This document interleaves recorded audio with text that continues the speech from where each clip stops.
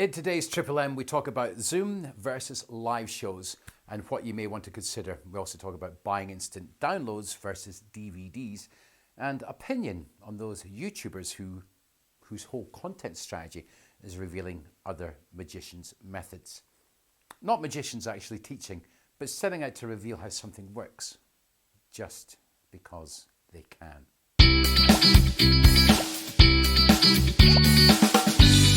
Hi, I'm James, and this is the first Triple M Monday Mornings Muse. Having read many discussions online about this, let's just get straight into it. Zoom shows. Not having done one or not planning on going in that direction, you could think, well, what value then is there of an inexperienced opinion? Well, as a performer, hopefully some. But let's get our definitions right first. A Zoom show is where an artist performs a show of whatever length that is booked for on camera, which is then streamed live to those who have paid to watch.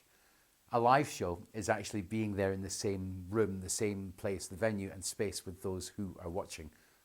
For Zoom shows, the pros, as far as we can see, is the ability to perform a book show anywhere in the world, at any time of day, for any sized audience, within available parameters, of course.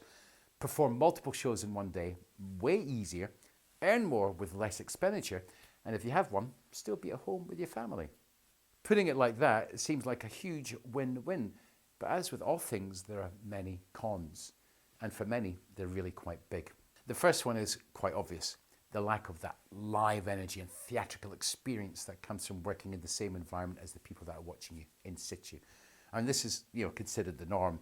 It's what we're used to. It's all what we've ever known. And for many, change is challenging. Also, learning how to use the technology and make best use of it. Then there are many who may wish to sell a Zoom show, and you've got to now think of different marketing in and around it. Now, as far as we can see, the elephant in the room is if one invests in producing a Zoom show, how long will it last for? Because our best guess is that when we reach some form of normalcy, we can all socialize as before, will it still be a thing? The pros on performing live, well, they're moot. We all know what they are. The cons, well, they're pretty much an opposite to what the pros are for doing Zoom shows. So the big question is, what are you going to do? As an artist and creative, what are you going to do? Or what are you doing as of now? For sure, performing Zoom shows is a new skill set, but with many other elements to consider.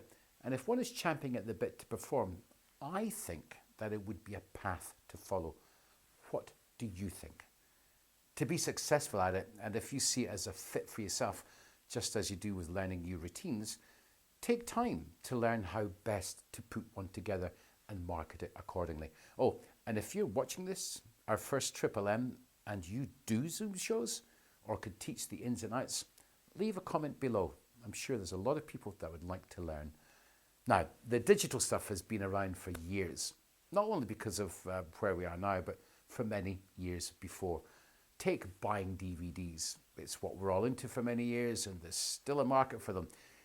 We've had many discussions with our fellow performers on this, and for them, the major consensus is that DVDs are better, in that you have a tangible thing in your hand and it feels real. A download, it's not the same. One doesn't have to have an internet connection to view a DVD, and you've got an asset there if you want to sell it at a later stage, which is actually a whole different topic for another day. And where we are now, streaming or downloading is fast becoming the norm.